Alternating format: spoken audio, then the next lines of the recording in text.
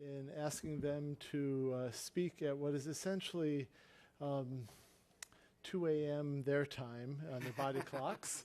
So I want to thank this panel for your fortitude, and we will start up just with a brief overview.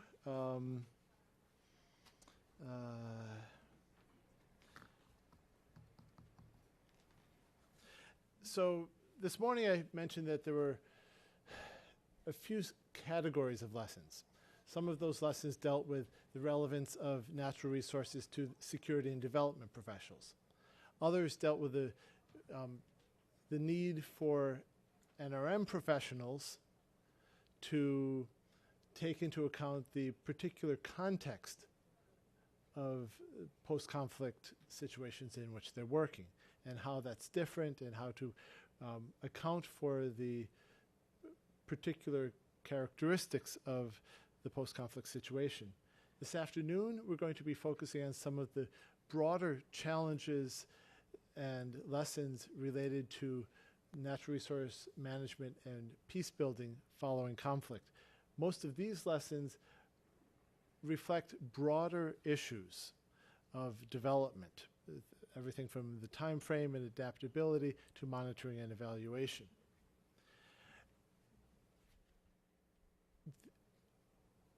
We see in many cases that it's challenging to program around natural resources because there's often this programmatic desire and budgetary desire to show impacts.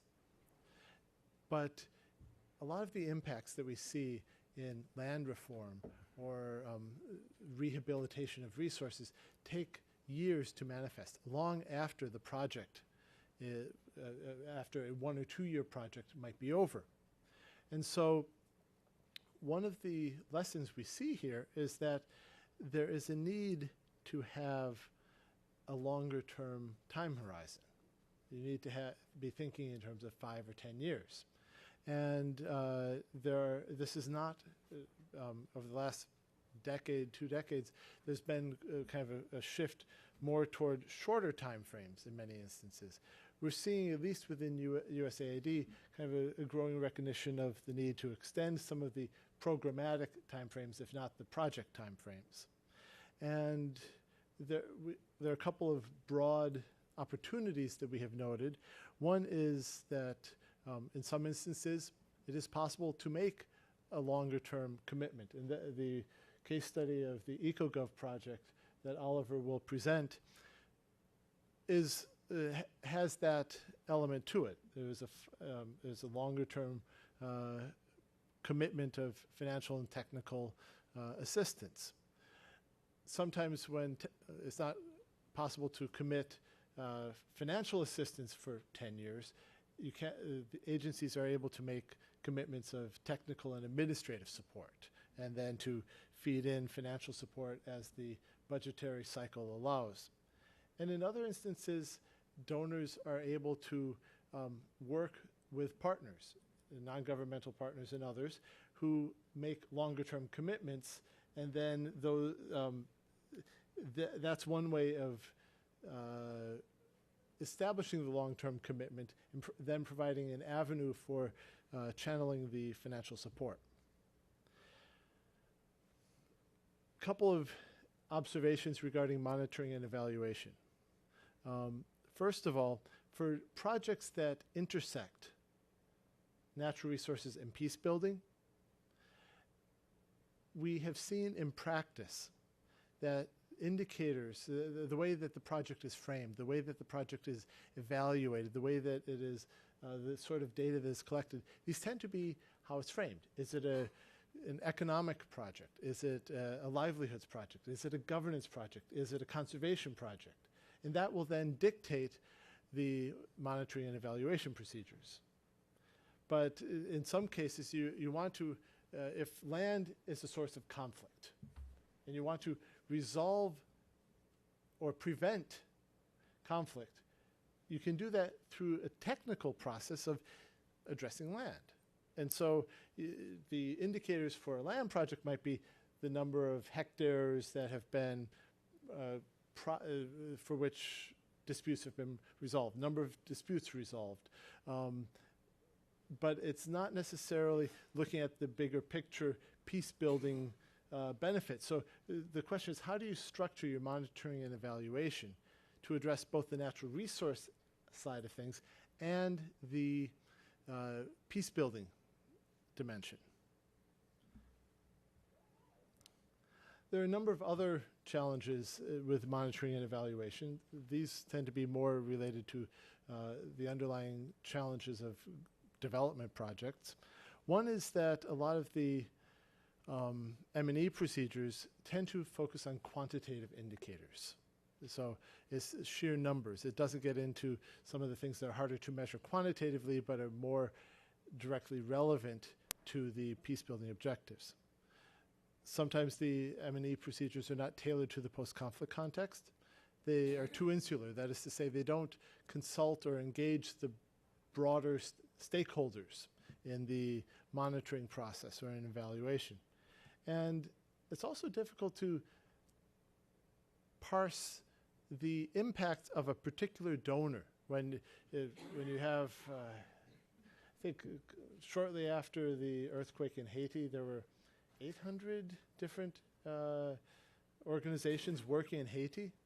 How do you tell, what impacts came from one organization vis-a-vis another? And to try to, but that's what often is trying to be measured. What was the impact of this particular project? And not necessarily in the broader context. So we've identified a few opportunities. One is the use of qualitative and quantitative indicators. Another is tailoring the M&E procedures to the post-conflict context, engaging beneficiary populations, and Mikiko's case study from Sri Lanka has a good example of not only engaging the stakeholders in monitoring and evaluation, but empowering them and building capacity to do so. And then the role of communicating the monitoring and evaluation results broadly, as we see in the Rocky Marshlands case study that Professor Nakayama is presenting. And then finally, we see that projects need to be adaptable. That often in a post-conflict context, you move in, you really want to take action in those first days, weeks, months, and you do it based on imperfect knowledge. You do a quick assessment, you take your best guess, you start programming, you start delivering your activities, but maybe you didn't have a complete picture. Well, you certainly didn't have a complete picture. Maybe you guessed wrong. And so as the program goes along and you get more information, you get feedback from local counterparts, circumstances change because post-conflict situations are volatile, it is essential that the project and programs are able to adapt. And this may seem obvious, but too often changing is viewed as admitting that you were wrong, admitting that this wasn't the way you should be spending the taxpayer dollars. And so it can be a very delicate proposition politically to rethink the interventions. And we have a couple of examples of ways that projects have done this to take stock of what has happened so far, figure out how we move forward. And with that, I'd like to conclude the opening remarks and welcome Oliver to the stand.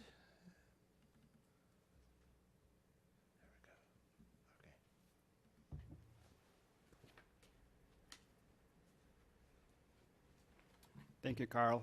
Good afternoon to all of you. And as Carl mentioned, it's 2 a.m. back home. And it's difficult to speak in a panel that comes after lunch. So please bear with me. I know we hope to make this exciting and short as possible. Before I proceed, I would like to acknowledge my co-writers in the paper.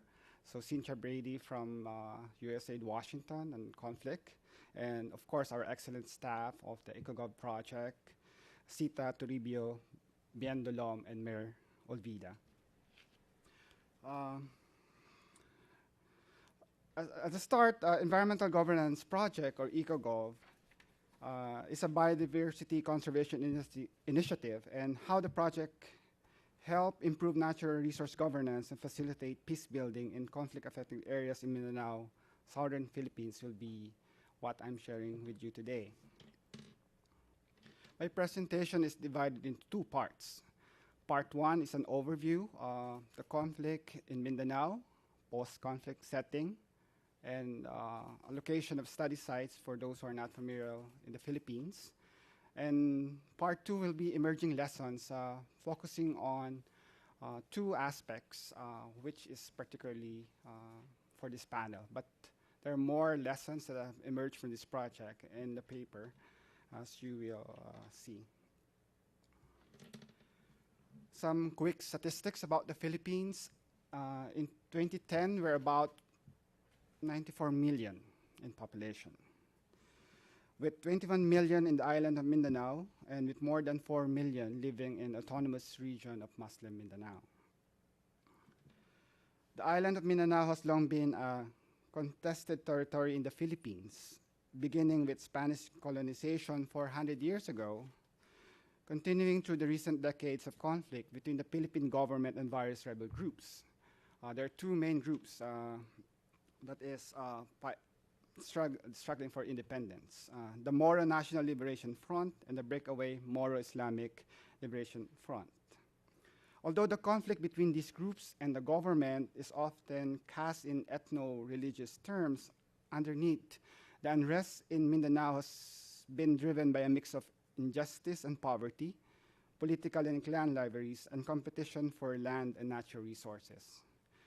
The heart of the matter for many involved in the conflict has been the struggle for political and economic control over land and resources, especially those Christians, Muslims, and indigenous peoples communities who are highly dependent on these resources. Here in this slide, the peace agreements, this is between the government and the Moro National Liberation Front.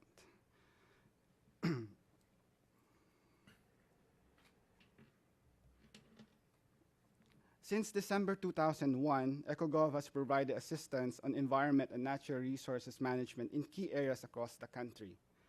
Designed as a biodiversity conservation effort, EcoGov sought improve local and national environmental governance, improve management of forests, coastal areas, and solid waste, and promotion of local government investment in sanitation facilities. Rather than reviewing all EcoGov project sites, our paper focused on project implementation in selected conflict-affected localities in Mindanao, where poor governance, resource-based competition, lack of community solidarity, lawlessness, and violence have consistently threatened to undermine not only environmental goals and overall stability in Mindanao, but also the fundamental objectives of the peace agreement.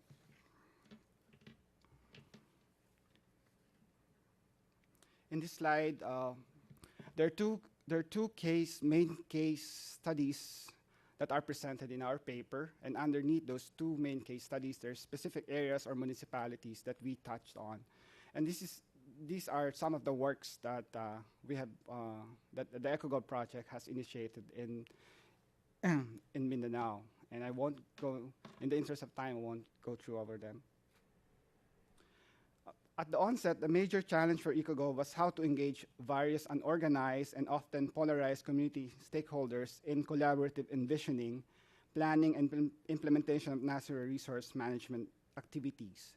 The project needed to reorient the dominant paradigm of competition and conflict into one of mutual understanding and common objectives, and to locate connections between individuals, communities, and government offices at different levels so that various dimensions of conflict would be addressed sustainably.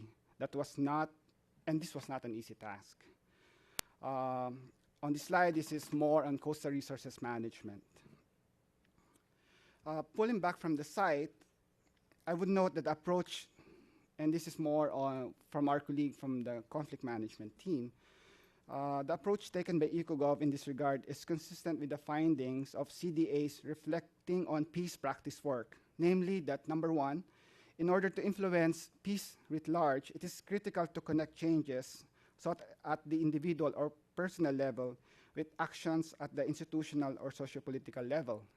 That is, individual attitudinal changes must be reinforced by corresponding institutional structure in order to be sustainable.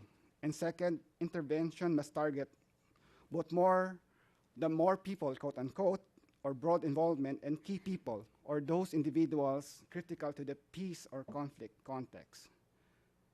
CDA found that changes only add up to effective peace building when activities to engage both groups were strategically linked. While not intentionally designed to apply RPP findings, the EcoGov experience in fact reinforces those conclusions about cumulative impacts. Well, these are some of the newspaper coverage that came in from the work of EcoGov on coastal resources management, wherein conflict resolution was sought after. On this slide, this is a case study on forest resources management. So you have here, how do you engage different stakeholders who have different interests on both either coastal or forest lands, and then how do you come to meet, to enable them to meet together under the principles of transparent, accountable, and participatory processes.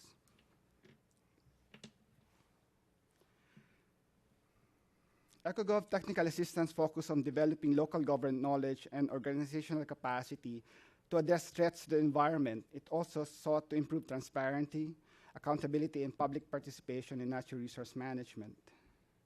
So there's an intensive information, education, and communication campaign, as you can see, accompanied by a broad social marketing strategy. Together, the two tracks built a foundation for larger relational change in diverse communities. Local level change was reinforced through enactment of local support ordinances from the local government, and through the formation and strengthening of local organizations and network of organizations, as well as local governments that collectively see through implementation of commonly agreed resource management plans within the larger ecosystems where these local governments are located. In terms of lessons learned, focusing on two aspects that is related, or that's what's assigned to us in this panel. Patience and sustained commitment to peace building. Improving the processes and strengthening the institutions needed for effective environmental governance and supporting attitude and behavior change among stakeholders does not happen overnight. Change must be encouraged on many levels, from interpersonal to institutional, and that takes time. And of course, there's been setbacks along the way. In the EcoGov cases, it often took years within the context of almost 10 years of implementation and support for opposing players to build relationships of trust and then begin working together to resolve conflicts over resource rights and uses. Tending and sustaining the commitment of all relevant actors is critical. In the EcoGov experience, elders, former and active rebels, religious leaders, government officials, academics, and members of the grassroots associations were all needed to support the gradual process of resolving resource conflict in their respective areas. This emphasizes the reality that peace agreements alone do not resolve conflicts, though they may end violence. Addressing the underlying sources of grievances which fueled conflict and engaging key actors in the process of changing incentives takes longer time and must be the focus of post-conflict building efforts. Since competition over natural resources often at the center of the social grievances, patterns of cooperation and social cohesion around resource management and use are often at the center of social and institutional resilience, and at the same time, the resources themselves may be used to fund war or to fund development. And this set of issues around it's really access and use are inherently a long-term agenda requiring carefully nuanced and sequenced attention in post-conflict phase. The second lesson is including conflict indicators for program monitoring and evaluation. When designing an environmental and natural resource management program in conflict-affected contexts, it is critical to have done an appropriate conflict analysis to inform program design, and then to explicitly include peace building and conflict mitigation indicators in the performance plan in order to track progress and impact on conflict situation. If the performance baseline do not take conflict issues into account, then a program's impact on those issues cannot be measured and tracked effectively. As our analysis of the EcoGov case concluded, there is significant anecdotal evidence to support the argument that EcoGov's environmental and natural resource technical programs helped to mitigate conflict and had positive effect on higher order conflicts. And we have learned much from the retrospective analysis of the program through the lens of peace and security. However, since the EcoGov interventions were not designed in response to drivers of conflict or peace and did not collect data on conflict-specific indicators, there is little empirical evidence to prove the impact or inform cross comparisons with respect to prevention or conflict mitigation objectives. Moreover, the monitoring evaluation of these programs did not explicitly include ongoing assessment of the relationship of the activities to the ever-changing local dynamics of conflicts. So there's no systematic record of intended and unintended consequences of activities with respect to peace and security over time and during the different phases of conflict cycles of Mindanao. Although to conclude, although the EcoGov project did contribute to improved delivery of public services, it did not attempt to link those improvements to peace dividend from the 1996 agreement or the peace talks. As a result, EcoGov's ability to promote peace and stability was not maximized, and comprehensive data on natural resource management and conflict, which could have been used to draw valuable lessons for future programming, were not collected. In general, as a starting point for developing appropriate M&E, we would recommend that NRM sector intervention implemented in conflict-affected fragile contexts: 1, to conduct or review relevant conflict analysis; 2, apply the fragile states principle; and lastly, apply the OECD guidance on evaluating conflict prevention and peace-building activities. Thank you very much.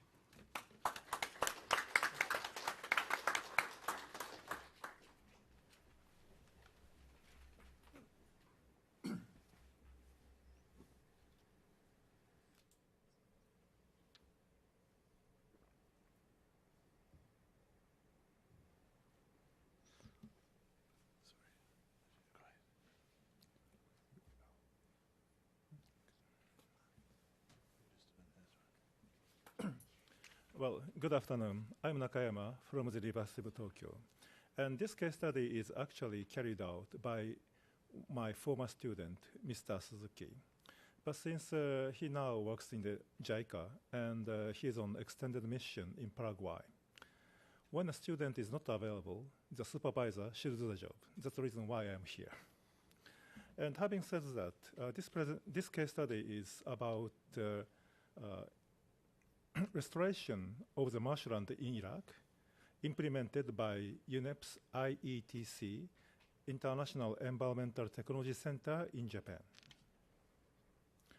And Iraqi marshland is in the southern part of Tigris River, next to the border of Iran. And this marshland has been degraded tremendously since 1970s. And well, several reasons. One is that a lot of dams were constructed in upstream, and the amount of the water flowing in to the marshland reduced. And in addition, that Saddam Hussein's regime carried out drainage project in this marshland to drain the marshland. And not surprisingly, it has given damages to this marshland between 1991 and 1995. And by 2001, approximately 90% of the marshland had been damaged. And UNEP experts got alerted its ecosystem, saying that it would completely disappear if the situation continued. That's the major reason why this project was designed and implemented. This Iraqi marshland is and was important in several contexts. One is that, from the viewpoint of resettlement, many local people were displaced from the marshland during the process of degradation of the marshland. And so they have to be brought in again to the marshland. And for them, the marshland is a basis of the local people's life for fishery, agriculture, and also for drinking water supply. And the Iraqi marshland has the largest wetland ecosystem in the Middle East. So restoration of the ecosystem is also important from the viewpoint of natural resources or ecosystem preservation. And this shows a chronology of the project. Phase 1 was implemented between 2004 and 2007, followed by Phase 2 after 2006. And this project has several objectives, like monitor and assess baseline characteristics of the marshland, build the capacity of the Iraqi decision makers and community representatives on aspects of the marshland management, and provision of the drinking water and sanitation, and, need for additional strategy formulation and coordination for the development of longer-term marshland management plan. What kind of lessons we learned from this project? One, that safe and efficient implementation is possible through national coordinator, in that Iraq was very dangerous when the project was commenced, and UN officials were unable to be within Iraq. So what they did was that they employed Iraqi people as a national coordinator, and UN organization in Japan let him implement the project or coordinate the project within Iraq. And the national coordinator beautifully implemented this project. So this, remote control kind of implementation scheme proved viable and useful for operation in an insecure post-conflict society, such as Iraq of the time. Then we realized that this project suffered from inflexibility in use of the UN Trust Fund. For any project at the very beginning of the post-conflict operation in Iraq, any project was supposed to make use of the money from UN Trust Fund. Governments put the money to the trust fund, and the implementing agency get money out of it. However, this project implemented by UNEP ITC was fairly small and rather research-oriented and human resource development. So what happened was that very small organization of UNEP ITC suffered from a lot of paperwork required by the trust fund. And due to this paperwork, the UNEP ITC was unable to carry out public relations activities to the extent they feel happy. So this scheme, unfortunately, did not match with implementation practice of this project. This project should have been implemented in another, under the framework of another funding system. So the lesson is that project should have been financed directly to UNEP ITC for more efficient and flexible implementation. Yet another lesson is that this project unfortunately lacked consideration for socio-economic factors. This project was fairly technical monitoring restoration of the marshland by satellite remote sensing, etc. So, about socioeconomic factors, this project lacked monitoring, and little capacity building was carried out, for example, for researchers in Iraq to let them work on the socioeconomic issues. Thus, the lesson is that mainstreaming socioeconomic factors will make should have been made this project more effective and beneficial for the post-conflict society of Iraq. And other findings, which are not necessarily lessons. Number one, interestingly, the capacity of the small UN unit in Japan was enhanced by this project so that they could implement large-scale operational project. So in a sense, it's a capacity building for a small UN organization. These are good news. However, one bad news is that despite the fact that UNEP ITC was in Japan, it lacked collaboration with JICA. And, well, for example, UNEP ITC implemented similar training courses as JICA through International Lake Environment Committee, which is just next door to ITC.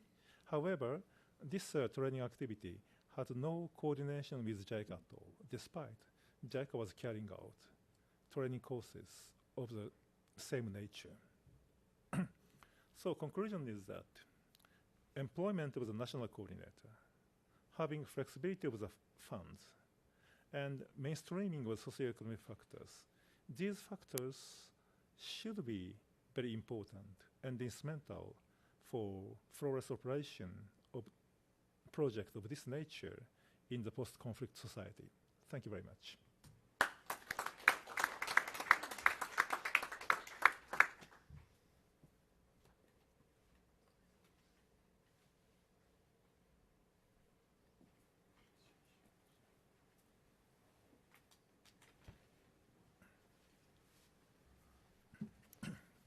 Good afternoon.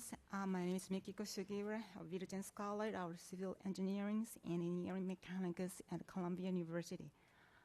I'm very happy to be here today as one of the authors of our publications. And my today's presentation is about Japanese post-conflict assistance in Sri Lanka in the period between 2004 and 2008. The targeted project is called Maori Cap Mana District Rehabilitation and Reconstruction through Community Approach Project. It was one of the very challenging projects in the northern east of Sri Lanka, which included the anti-government areas of LTTE. This Maori Cap project contributed to the restoration of infrastructures as a way to distribute various resources to conflict areas and promote the peacebuilding process. The implementation period was between 2004 and 2008, when the public security was unsettled and easily deteriorated. So the background, the unsettlement, as I mentioned now, came from the ethnic conflict between the Sinhala and Tamils. It is not only their cause, but partly to come from ethnic problems. So the conflict seems to end in 2002, when a ceasefire agreement was signed between the government and LTTE. But it actually continued until 2009, when the government decided to supreme the military advantage over the anti-government group. After the ceasefire agreement in 2002, Tokyo Conference was held for consolidation of peace in 2003. After the conference, Japanese assistance policy shifted from its political neutrality, because our assistance started from reparations. Sorry, and it just shift, the policy shift from it. So we have to start from political neutrality, but now shift to the positive attitude to support the equitable distribution of economic benefits within Sri Lanka. regardless of ethnicity, religion, gender, and age. This policy shift enables Japanese ODA to be much involved in the Northern East project in Sri Lanka. The approach of MARICAP was very unique in terms of utilizing local groups and systems which has been already existed in Sri Lanka. As Professor Nakayama mentioned, it is a key point that he mentioned as one of the conclusions. Local peoples hired as national coordinators in his case, and it is also the same. MARICAP included many kinds of Sri Lankan-made system in the project management, and it is one of the reasons MARICAP successfully achieved its goal under the unsettled situation of conflict or post-conflict period. CBOs, community-based organizations, was one of the examples. They are legal groups and played a role in MARICAP as subcontractors of small infrastructures, training them in to deliver know-how of negotiation with local offices, institutional management, and sustainable fund management. So the project targeted relatively small infrastructure such as an internal road or village, a water supply system, and community halls and market facilities. Through the rehabilitations of infrastructures, the capacity improvement was also aimed at the same time. Now let me focus on several perspectives: time frame, adaptability, and monitoring and evaluation. The first, in terms of the time frame, it was relatively successful, though since they had the trouble and the public security in the first year, the last year was almost missed. The disadvantage was overcome by working on other donors in the same area and coordinating with other projects in order to achieve the goal. And the time frame was set by JICA at first, but the decision of coordination was made on site by the staffs. Eventually, a part of the project, such as external road, was taken over by other donors, which increased not only the donors but Japanese ODA's value to the people on site. The external road was the people's priority as much as the water supply, because the transportation between the northern east and the south was expected to enhance the communication in economic activities. The perspective time frame offers us the lesson how important the project coordination is. This lesson also relates to another lesson from the perspective of evaluation, and that is how to evaluate the outcome of partnership and not the output, which was scheduled at the beginning of the project. Regarding adaptability, MARICAP showed an excellent performance in the water supply project. Though the water supply facility was identified as a priority from the beginning by the local people, the limited budget and the scarcity of materials due to the deteriorated public security affected the project. Facing the two limitations, the first, MARICAP suggested the Ministry of Nation Building and Estate Infrastructure Development in the Sri Lankan government should obtain funds from JVIC's project, but it failed because of its long period terminating. Then, MARICAP coordinated the redesign of the water supply project, which needed fewer materials. Additionally, it requested JICA's reallocating funds from other project area to this water scheme. Finally, with respect to monitoring evaluations, MARICAP did not receive credit for some achievement because the evaluation framework used to review the project did not consider all of the situations where MARICAP made project possible through its participation as a coordinator, a facilitator, and technical advisor. As mentioned in the slide of framework, partnership with other donors in the government, which results in the outcome and not the output. I just distinguish the two. The outcome is expected at the beginning of the project, and it should be evaluated. The outcome, it should be evaluated And this is so-called outcome evaluation, and this lesson is much required than other assistance settings. The example is the road building. The MARICAP staff coordinated the development of a cost-sharing plan between the local government, the UNDP, and the villagers themselves. The staff also gave specific instructions for petition to the local government. Eventually, the external road, which was excluded from the project due to the funding restriction, was finished by UNDP, since the road building, especially the external road, which connected the village to the southern area, was desired from the perspective of trade and economic development. The completion of the road was strongly welcomed by local people. So at the end of my presentation, I will sum up a suggestion for an evaluation framework.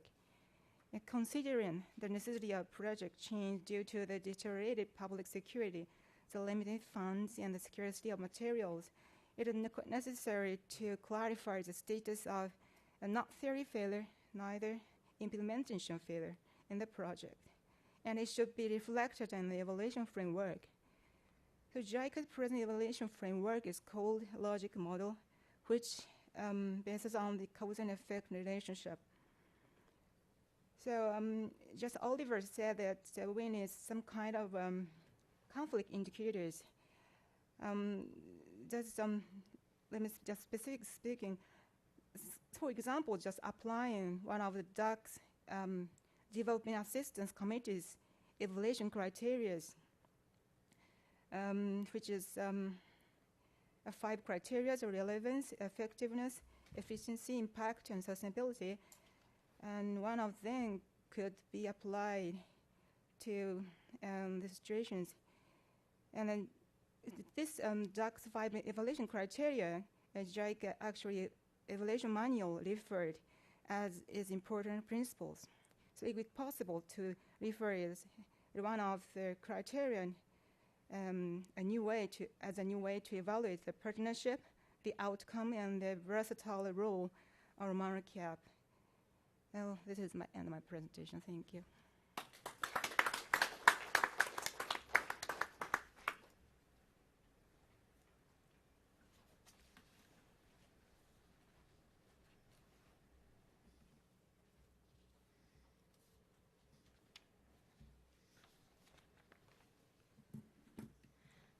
Good afternoon, everyone. My name is Haruka Sato. I'm a master course student of the University of Tokyo.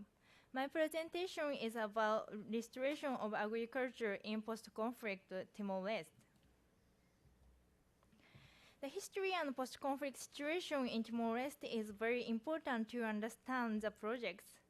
Timor-Leste was colonized by Portugal until 1975. It declared its independence after Portugal relinquished it. However, Indonesia invaded Timor-Leste soon thereafter. Since the beginning of the Indonesian occupation, the Timor's political party, Fretilin, and its guerrilla force, Farintel, led the movement to gain independence from Indonesia in 2002. The main industry in Timor-Leste is agriculture. Agriculture accounted for 25% of the national GDP. More than 86% of the Timor people are engaged in agriculture. The post-referendum conflict seriously damages the agricultural infrastructure of Timor-Leste. Aid to the Timor's agricultural sector was thus especially important to the country's recovery from the conflict. As an agriculture-driven country, Timor-Leste in these days faces trading deficit. The amount of deficit is increasing every year. Timor-Leste imports a lot of cereals, but the country cannot earn enough money to purchase cereals through coffee export.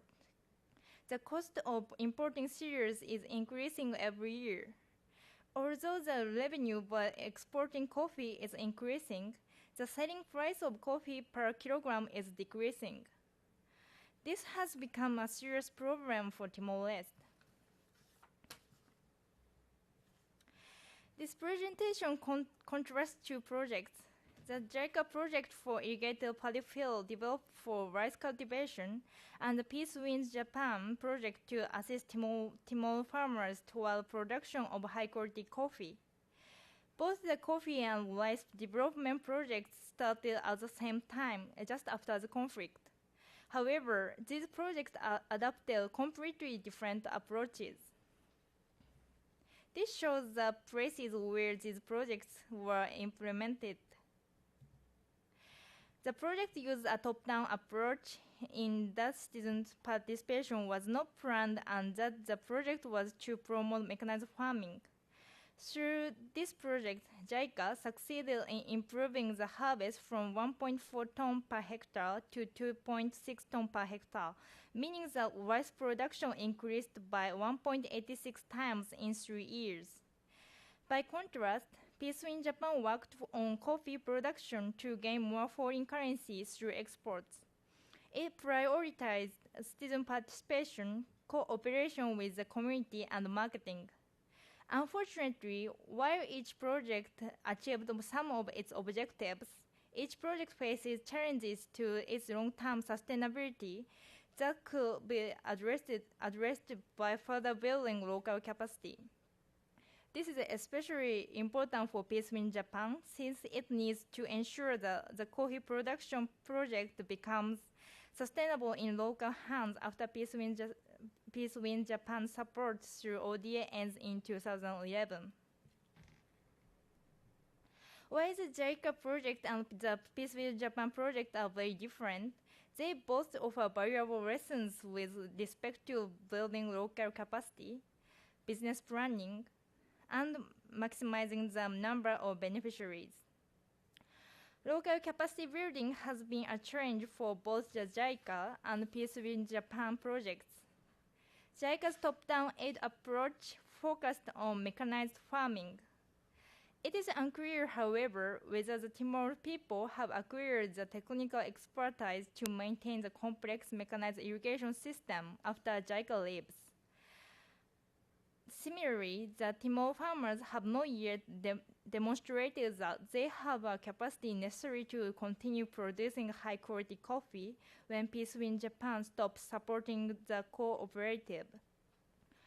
The rice project and the coffee project also need to be more developed from a business perspective. JICA's project focused on mechanized farming and did not effectively consider market access. For the project to fully succeed, JICA would have to be involved in rebuilding the road to reopen access to the market. While Peacebuilding Japan ensures that its coffee cooperative could access its market, Peacebuilding Japan did not develop the coffee production and marketing enough to break even. To meet the break-even point, Peacebuilding Japan will need to raise its annual production and sales from 50 to 200 tons of coffee per year. It may prove extremely difficult to find a market with an annual demand for 200 tons of Peacebuilding Japan coffee at its current price. This means that it will be really difficult for Peacebuilding Japan to continue buying coffee at the current high price once the ODN is gone. Finally, JICA and Peacebuilding Japan must both consider ways to expand the population that are benefiting from their projects. Both JICA's rice project and Peacebuilding Japan project are limited to a small number of householders, and this has the potential to create disparities between the populations that are participating in the project and those that are not. Additionally, in post-conflict societies like Timor-Leste, unemployment rates tend to be extremely high and low productive workers are left unemployed. JICA's approach missed the opportunity to employ farmers. Peacebuilding Japan faces similar problems to JICA because project's participation is limited to a small number of farmers who have already been admitted to the cooperative. While 45,000 Timor's households make a living by farming coffee, only 260 households are Peacebuilding Japan beneficiaries. This limits the impact of the project to specific households and creates disparities between farmers who are cooperative members and those who are not. Thank you very much.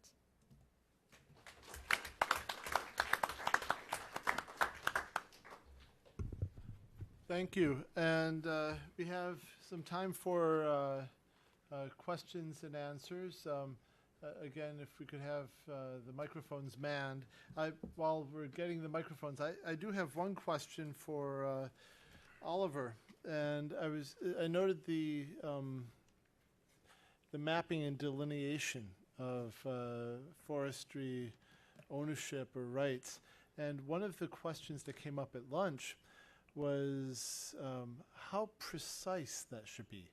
Because in Afghanistan, in some instances, it has been constructive to not be too precise because people, there's, if you start saying, okay, here's the line, then there are winners and losers. And I was wondering if you could talk a little bit about that, but maybe first take a couple of other questions. Thank you very much. Akira Chiba of the Embassy of Japan. I have a question for Mr. Professor Nakayama. Listening to his presentation, it was almost shocking because assisting Iraq in the post-conflict situation was a tremendous investment because of its high risk and probably low return situation. So it was rather surprising that the people who undertook the project gave no consideration to the basics of what a usual development assistance project would have, like coordination among assistance agencies and all that. So I came up with a question, could it have been the other way around? Was it precisely because of the extreme difficulty of the situation on the ground in Iraq that impeded the participants from doing it right, from doing it according to the usual procedure? Wasn't it that it was so dangerous that they put too much energy into the safety of the personnel, for example, that they couldn't carry out the project properly? Thank you.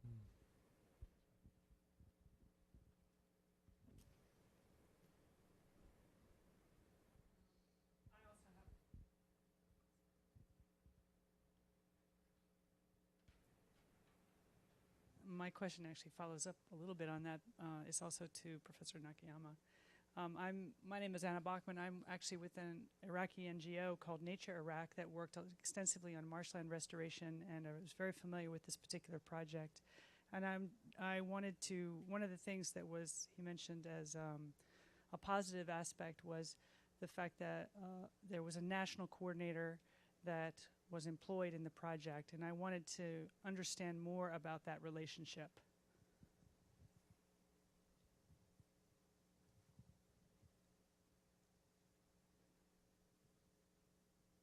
Okay, if you would like to answer the questions, and we could take some more after. So, in terms of what information gets into the map, I think it's really depending on the level of trust among communities or stakeholders on the ground. For example, in the paper, we have a case in Maasin, wherein you have it's composed of the local government, some rebels from the New People's Army, which is the Communist Party of the Philippines. Then you have indigenous peoples. In that particular situation, people, well, through the work of the staff and the political will of the local government, the mayor, the mapping exercise came in the form of you create this technical working group, and of course some information are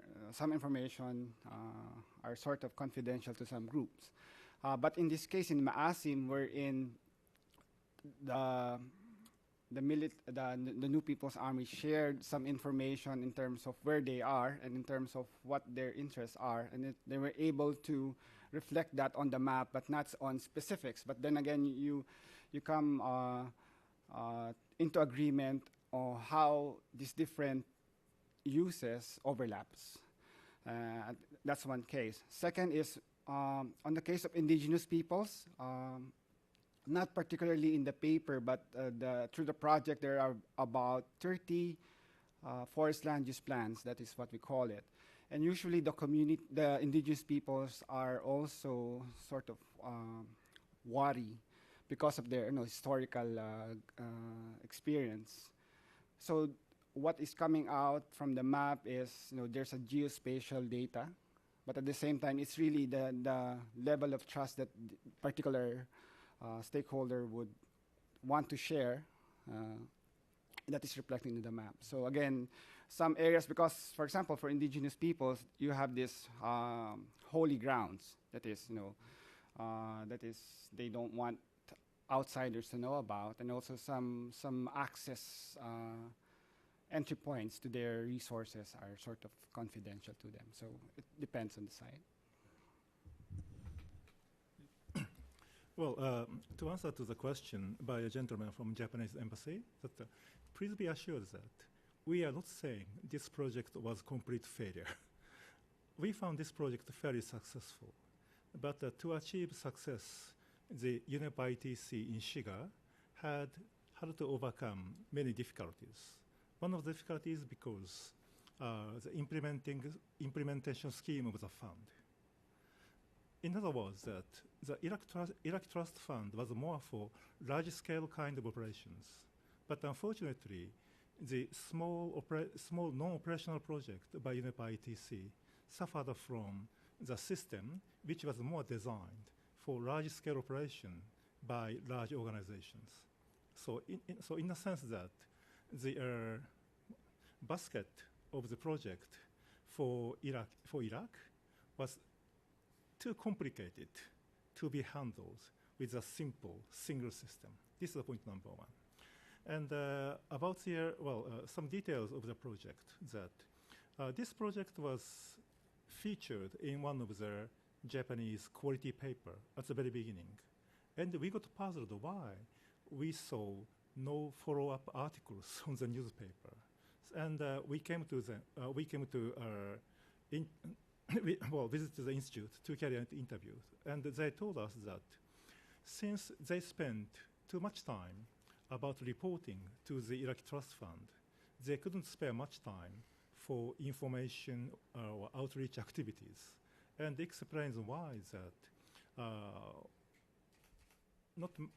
only very limited amount of the articles appeared about in the implementation phase of this project.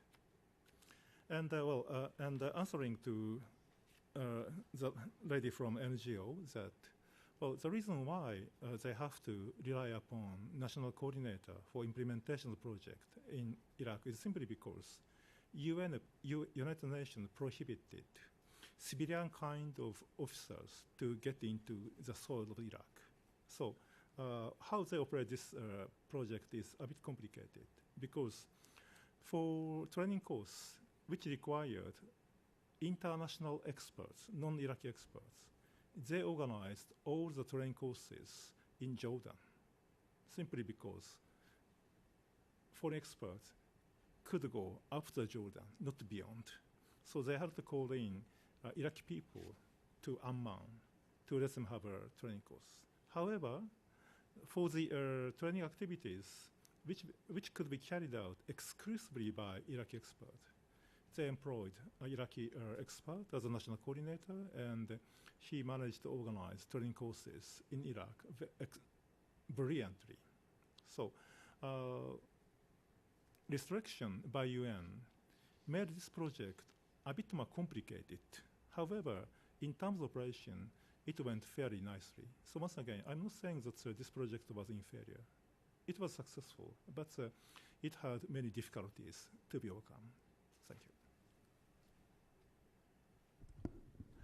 We have a little time for more questions. I'd like to pose one to Haruka Sato about the East Timor case study. And I was wondering if you could comment on kind of some of the big picture issues that might have affected the effectiveness of the agricultural interventions. And I'm thinking of two things in particular. One, infrastructure. So how easy or difficult was it to get the rice or coffee to market? And two, creation of demand for the product outside of East Timor, where you could generate more income. So if you're selling coffee in Japan, you might be able to get more, greater income or earn more on the coffee. Could you talk a little bit about to what extent these projects either addressed transportation and demand, or they tied into other efforts to create demand and build infrastructure?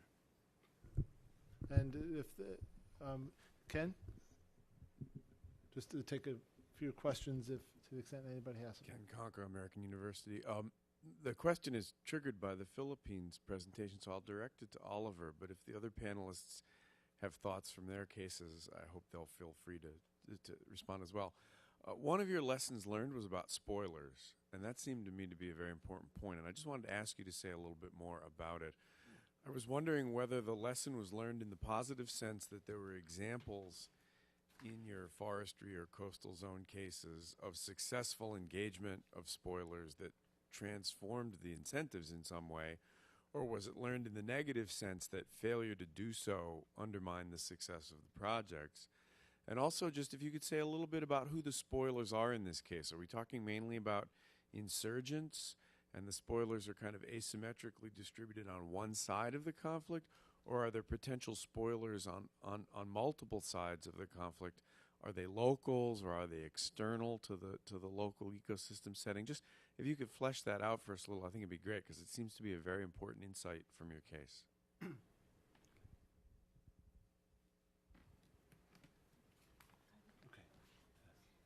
Thank you, Carl. I'm not sure whether this is exactly answer to your question, but I'll try. And first question about the infrastructure and the market access.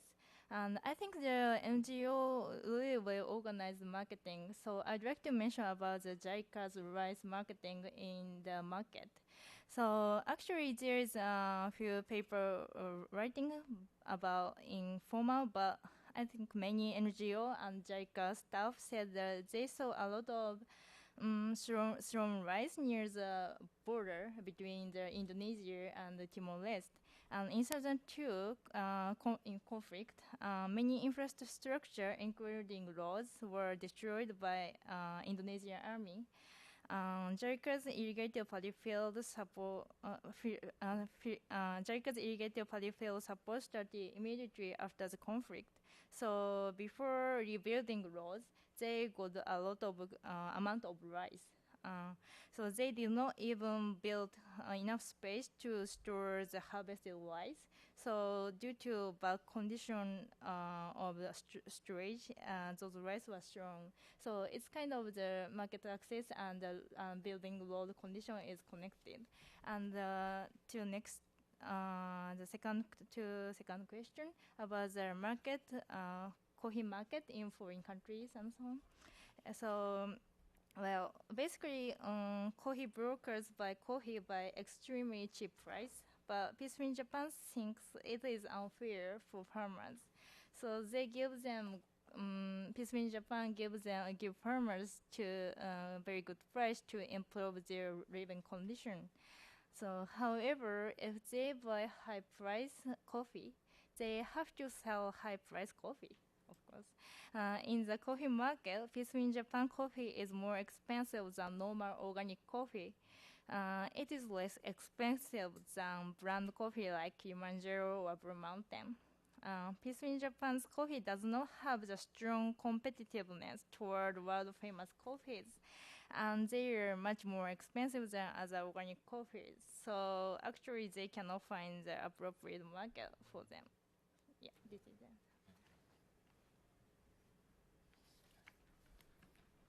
So, well, in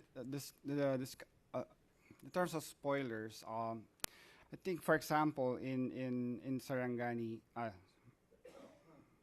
sorry, let me think too. The Iliana Bay case, for example, because the approach is more on conservation of the marine resources, the initial reaction was, because it has, before there's lots of fishery resources that are available in that bay, for example.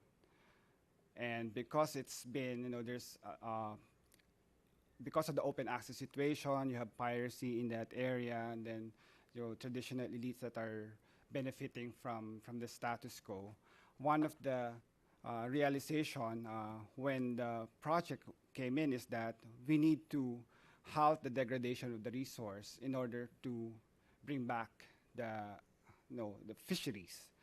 And one of the strategy is to put in place a marine protected area. So then again, this will have an impact on those who are already benefiting from the status quo, and those who are sort of on the fringes that will have, if you declare certain areas for marine protection, then you will restrict access to that resource. So in terms of that, they were able to identify who would be affected negatively by this conservation work. And then eventually when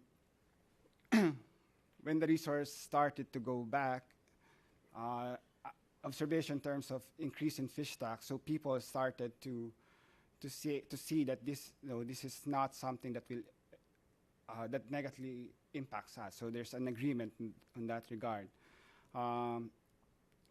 That's one case. And then for the forestry, again, there's just it's more on local. The spoilers in terms of what will be affected by the change, for example, of certain areas that will be declared for protection, for example, so that watersheds needs to be rehabilitated. So there's some issues on that one. So it's really a discussion on who will be affected by this change, sort of positive at the same time. Mickey, I was wondering if you might be able to say a little bit about the spoilers in the marshlands context. Why was the insecurity, what was the context for the insecurity that was generated there? Oh, well, one is because that the people living in the marshland was regarded as anti-government people by Saddam Hussein regime.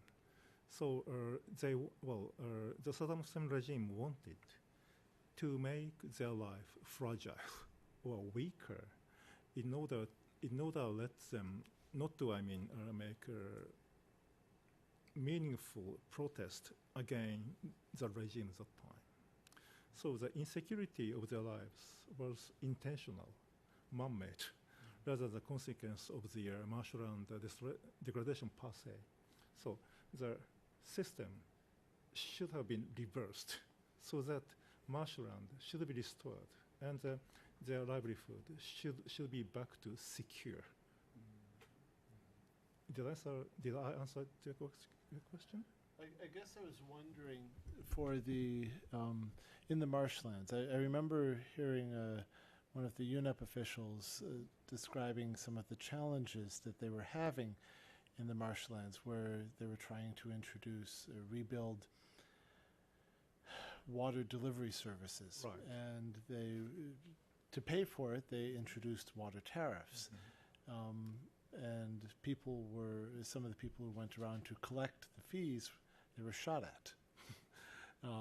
And it wasn't clear to what extent it was because individuals didn't want to pay, and to what extent it was the spoilers who were trying to disrupt the reintroduction of any sort of semblance of functioning government. Well, to be honest, it was even not clear to me. But the system is, in a sense that the project tried to do everything at once. And there should have been right process of doing things. And I assume that, they had some problems about selection of the right process. I don't know whether the people was shot because of the wrong process or it depends on the other factors. But apparently, there should be better or more streamlined system to be implemented. I think I'd like to wind up this panel now and thank the panelists for their contributions and for the discussion. Before we break, though, I'd like to make two announcements. One, I see some new faces. Could you please sign in up front? We have emails for most of you, but to the extent that you're interested in receiving a final copy of the book, please leave us with your address, your mailing address, so that we can send you copies. At the front desk, there is a sign-in sheet. You can put your address down there. Second, we would very much appreciate it if you could take a few minutes to fill out the evaluation form. Any thoughts, comments would be most welcome as we continue to have this dialogue to see what people are most interested in and how we can more effectively engage you. And with that, I'd like to thank the panel.